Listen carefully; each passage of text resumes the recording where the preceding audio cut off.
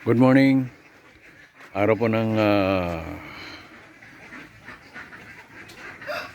Thursday, pitsa 8 po ng January 2026.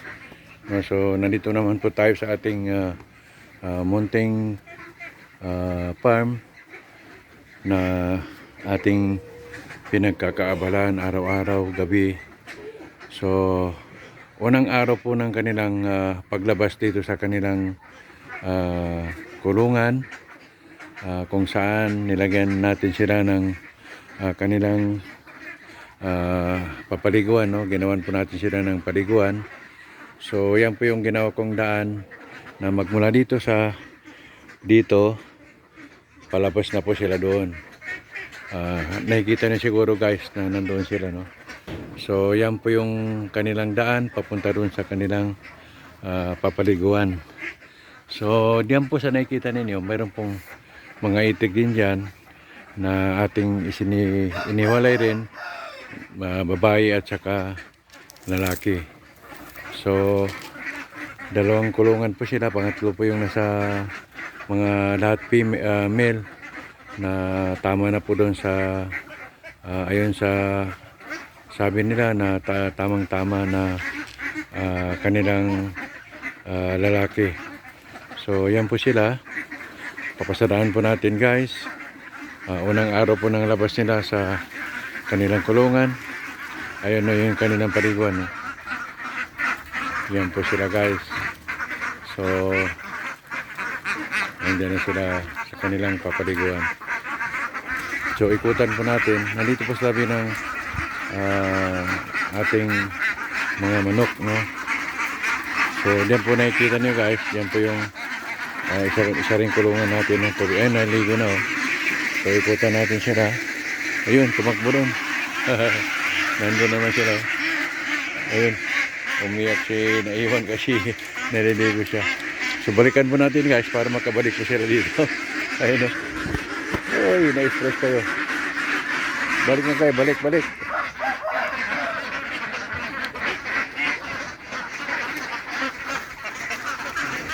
Ayun na sila. Uy! So ayos na sila ngayon dahil nakakapaligo na sila. Ayun, oh. Takbo. So bukas siguro kasi Sabado, yun naman po yung ating palalabasin at maliligo. No, papaliguan po natin sila. So kailangan na po maligo ngayon kasi malaki na sila. Tingnan niyo. Ayun. Yan na po yung ating mga maliliit na itik noon. Ngayon po ay malalaki na sila.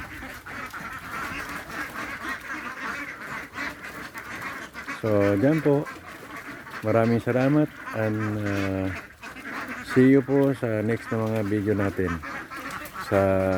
Siguro by Saturday papalabasin natin itong nasa kulungan na to dahil sila naman po yung maliligo. Pero mga manok dito, limitado na po yung kanilang area. So ika-close po natin yan sa may ibaba ng niyog. Then na po sila hanggang doon sa likod. So kasi papalabasin na natin yung mga ating itik, papagalawin natin sila dito sa area ito. Paikutin po natin sila hanggat saan nila gusto. So pero for the meantime yung manok dito pa rin sila, pero ililipat din natin sa papalabasin po natin kasi kung nakikita niyo yung bakod doon sa labas, yan po yung ginagawa nating bakod para magiging free-range yung ating mga manok. So mas malawak yung kanilang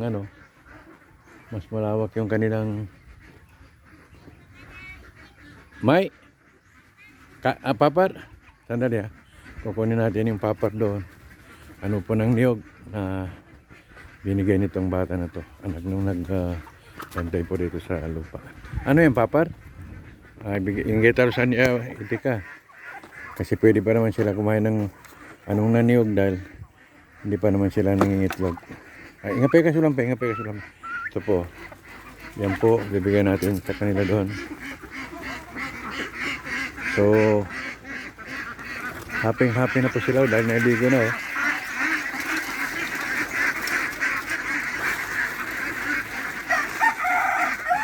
Yan o.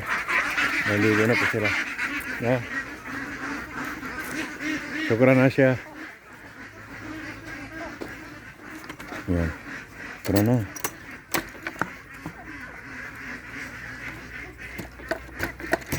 So, bigyan ko natin sila ng mga manok natin dito. Bawas na po ito dahil bininta natin yung iba dahil mayroon pong ano na sinisipon. So yung lahat ng sinipon na manok natin, habang hindi pa natin alam yung gamot ay bininta natin. Pero nalaman natin guys na mayroon pa palang solusyon din sa kanilang sipon. Ayun sa nakita ko ay asin lang pala. So dyan po guys, maraming salamat and see you sa mga susunod na video natin. Bye!